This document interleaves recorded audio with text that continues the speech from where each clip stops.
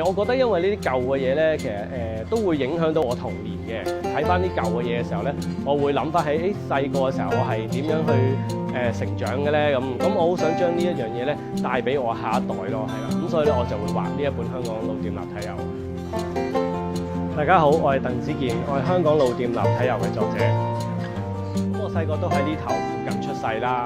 咁跟住咧，我公公咧就喺呢度附近咧就有間罐鋪嘅舊時。咁跟住到我細個嘅時候咧，就會成日嚟呢邊咧，佢哋就會帶我探我公公啦。咁啊，所以咧一到假期嘅時候咧，我就喺呢條街嗰度玩㗎啦，係啦。咁呢條街好多特色嘅鋪頭咯。咁所以就我就會每間鋪頭咧都會俾我留下深刻嘅印象咁樣。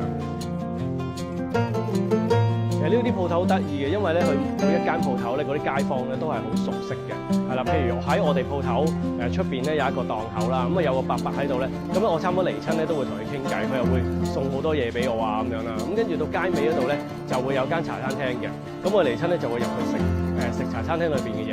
咁嗰陣時咧我最中意飲嗰樣嘢叫滾水蛋，係啦。咁跟住然之後佢隔離有一間賣雀仔嘅鋪頭啦，咁啊行親過咧我都會去嗰度睇嗰啲雀仔，係啦。其實因為咧好多時咧有啲鋪頭咧佢哋呢個年代咧已經係冇咗啦，或者咧慢慢失傳㗎啦。咁我好想將呢一個信息咧會帶俾佢哋啦，等佢哋知道啊，原來佢爸爸媽媽甚至爺爺嫲嫲成長嗰個年代咧會係接觸到一啲咩事物嘅，係啦。咁我想將呢一個文化咧傳承俾佢哋咯。咁因為呢啲鋪頭咧其實都見證咗咧香港個歷史發展啦，同埋嗰個城市嗰個變遷嘅，係啦。咁所以我覺得就應該俾佢哋認識嘅。